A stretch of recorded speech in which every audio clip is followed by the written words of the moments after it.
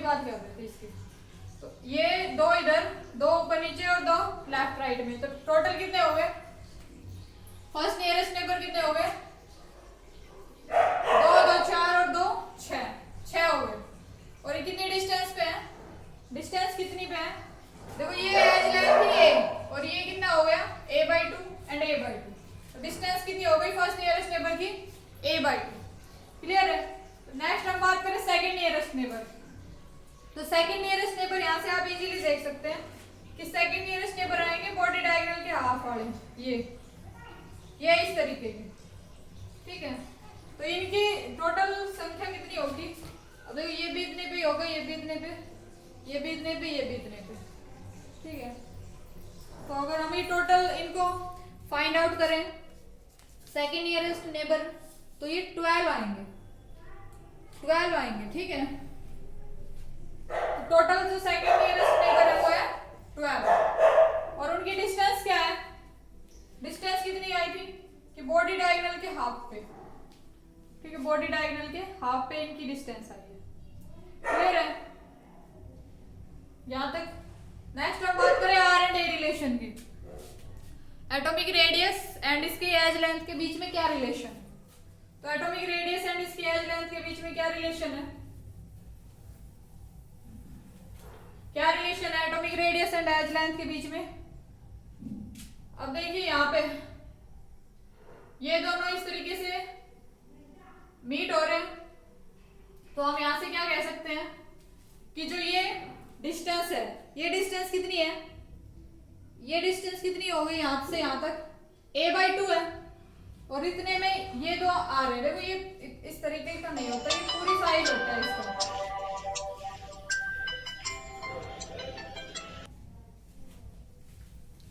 इसका पूरा इस तरह का साइज होता है, ठीक है। जैसे ये वाला है, इसका इस तरीके का साइज होगा और इसका इस तरीके का साइज होगा, ठीक है। तो ये पूरा जो ये दोनों मिलके क्या कर रहे हैं? a/2, ये a/2 डिस्टेंस है। तो यहां से हम क्या लिख सकते हैं कि r, इसके लिए क्लोरीन के लिए अगर हम r माइनस लिख लें क्योंकि डायन किए, ठीक है, और इसके लिए r प्लस एनायन के लिए, तो ये कितनी है टोटल? a/2 distance. तो ये r एंड a में रिलेशन हो गया यहाँ से, r minus r plus is equals to a/2। अब देखिए इस केस में इट इज नॉट नेसेसरी कि दोनों की रेडियस इक्वल हो, उनकी अलग अलग रेडियस होगी, क्लोरीन की और सोडियम, क्योंकि अलग अलग टाइप के आयंस हैं, ठीक है। दैट्स व्हाई हमने ये लिखा है कि r minus for chlorine, r plus for sodium. तो ये a/2 हो गई टोटल यहाँ से इस तरीके से, ठीक है। तो ये यहाँ से निकला radius, r and a relation में लिख देंगे r minus plus r plus is equals to a/2। Next हम पैकिंग फ्रैक्शन की बात करें, तो पैकिंग फ्रैक्शन कैसे निकलता है? n effective into 4/3 pi r cube over a cube volume of unit cell. तो n इफेक्टिव यहाँ से हम निकाले, तो n इफेक्टिव क्या आएगा? n इफेक्टिव आए, सॉरी हम पैकिंग फ्रैक्शन की बात कर रहे हैं, एटॉमिक पैकिंग फ्रैक्शन। तो n effective is 4/3 pi r cube. अब इस केस में r इसका, अब प्लस मतलब सोडियम, सोडियम के लिए n इफेक्टिव कितने थे? इफेक्टिव आयंस कितने हैं सोडियम के? 4, और क्लोरीन के लिए भी 4 है, 4/3 पाई r माइनस का cube over a cube. Clear है? इसको और सिंप्लीफाई अगर करना चाहो तो और सिंप्लीफाई कर सकते हैं इसको और सिंप्लीफाई किस तरीके से करेंगे? और सिंप्लीफाई करने के लिए क्या करना पड़ेगा? a क्यूब को हम यहां से a क्यूब को कैसे लिख सकते हैं? a क्यूब को लिख सकते हैं,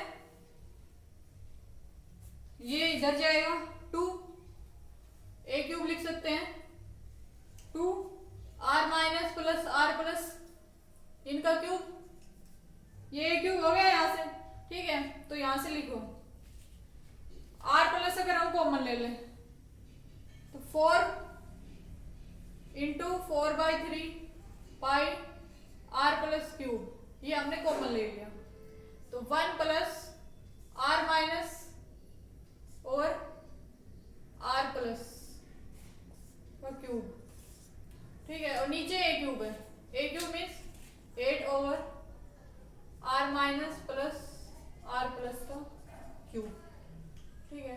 यहां से भी हम अगर आर माइनस कॉमन ले लें तो क्या आ जाएगा, R minus R plus common ले लें क्योंकि ऊपर भी कॉमन ले रखा है ना, तो 8 आर प्लस क्यूब आ जाएगा।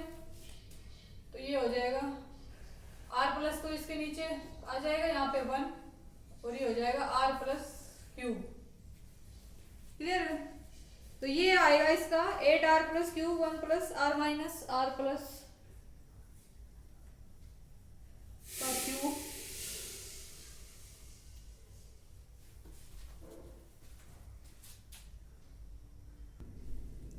क्लियर है यहाँ तक। तो ये एटॉमिक पैकिंग फ्रैक्शन इस तरीके से निकालते हैं इस केस में। नेक्स्ट हम बात करेंगे इसके एग्जांपल। तो हम किसी फ्रैक्शन में बात नहीं कर सकते कि कितना परसेंट आएगा, जैसे कि हमने बीसीसी एफसीसी सिंपल क्यूबिक में बता दिया था कि 68 है या 52% है। तो यहाँ पे परसेंटाइल बताने के लिए हमें आर प्लस और आर माइनस की वैल्यू पता होनी चाहिए, ठीक है। और वो उनकी एक स्टैंडर्ड टेबल होती है कि कितनी किसी एटम की रेडियस है, तो वहां से फाइंड आउट करेंगे। तो नेक्स्ट हम इसके एग्जांपल पे बात करें कि सोडियम क्लोराइड टाइप स्ट्रक्चर किस किस के पास होती है। एक तो सोडियम क्लोराइड के पास तो होती है इस तरीके की स्ट्रक्चर, और एक KCl के पास भी इस तरीके की होती है, KBr के पास भी इसी तरह की स्ट्रक्चर होती है, ठीक है। और एग्जांपल है इसके manganese oxide and lead sulphide, MgO and lead sulphide, ये कुछ एग्जांपल्स हैं। इनकी इन मॉलिक्यूल्स की स्ट्रक्चर भी बिल्कुल NaCl स्ट्रक्चर टाइप स्ट्रक्चर होती है, ठीक है। तो this is all about NaCl structure. We have seen conventional cell, lattice type, basis, effective, number of conventional, effective primitive में देख लिए, फर्स्ट नियरेस्ट नेबर देख लिए, सेकंड नियरेस्ट नेबर देख लिए, उनकी डिस्टेंस देख ली, ठीक है। तो नेक्स्ट हम बात करने जा रहे हैं सीजियम क्लोराइड स्ट्रक्चर पे। Next we are going to talk about caesium chloride structure.